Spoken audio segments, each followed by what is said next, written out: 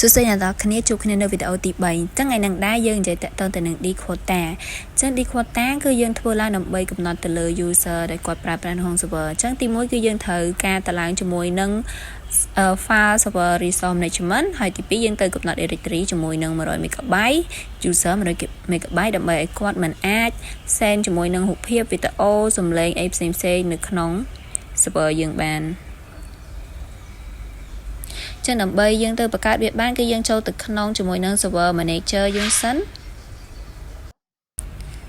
ដើម្បីទៅ install ជាមួយនឹង file server resource របស់យើងប៉ុន្តែយើងចូលទៅក្នុង file explorer របស់យើងសិនដើម្បីយើងទៅបង្កើត folder ចំនួន2ទៀតអញ្ចឹងយើងចូល drive C មក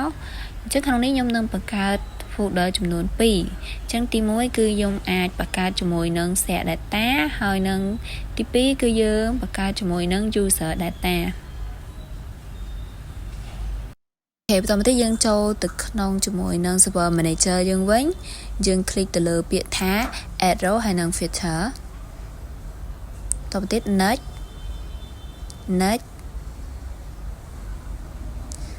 តទៀតចឹងកន្លែងនេះគឺយើងចូលទៅក្នុង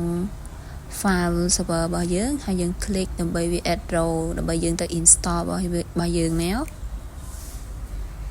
add feature ហើយ next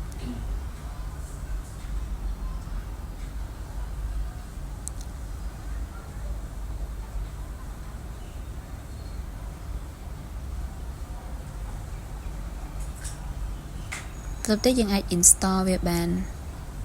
អញ្ចឹងកន្លែងនេះយើងរងចាំវា install ឲ្យពេញសិនមក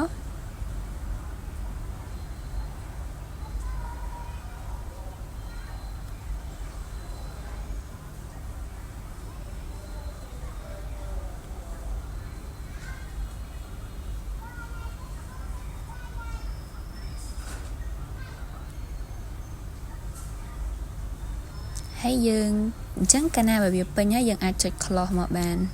តោះទៅយើងមើលកន្លែង tour យើងមើលកន្លែងអ្វីដែលយើងបាន down គឺ file server resource management របស់យើង click លើហ្នឹង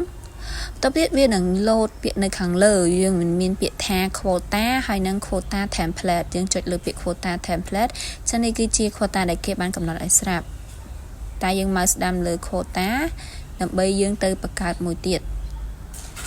ចឹងយើងចុចទៅលើពាក្យថា browser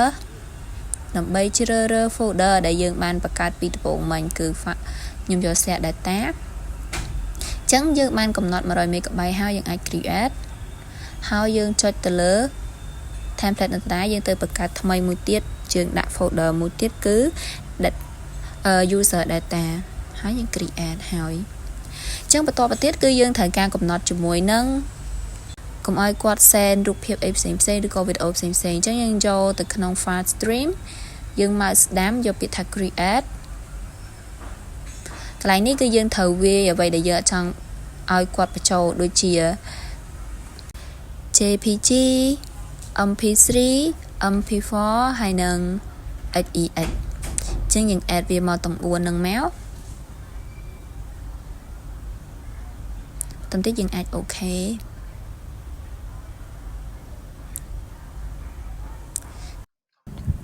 បន្តមកទៀតយើងចូលទៅក្នុង file screen របស់យើងមកយើងមកស្ដាំចូលពាក្យថា create ហើយយើងទៅជ្រើសរើសជាមួយនឹង folder ដែលយើងបានបង្កើតអញ្ចឹងកន្លែងនេះគឺយើងយកជាមួយនឹង folder share data អូខេបន្តទៅយើង click ខាងក្រោមដើម្បីយើងទៅ customize របស់យើងcustomize បន្តទៅយើងចុចទៅលើឈ្មោះ file ដែលយើងបានបង្កើត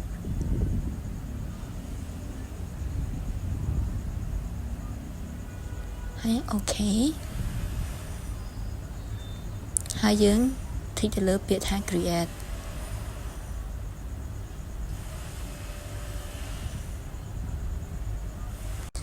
ចឹងកន្លែងនេះគឺយើងត្រូវការដាក់ជាមួយនឹង template ថ្មីរបស់យើងចឹងត្រង់នេះយើងអាចដាក់ឈ្មោះអីក៏បានដែរប៉ុន្តែខ្ញុំចង់ដាក់ថា can media ជាងបង្កើតវាហើយ ហើយយើងអូខេអញ្ចឹងតើតើទៅនឹង Dakota គឺបានបញ្ចប់ហើយអរគុណអ្នកទាំងអស់គ្នាដែលបានមើលទស្សនាវីដេអូរបស់ខ្ញុំតាំងពីដើមរហូតដល់ចប់ Thank you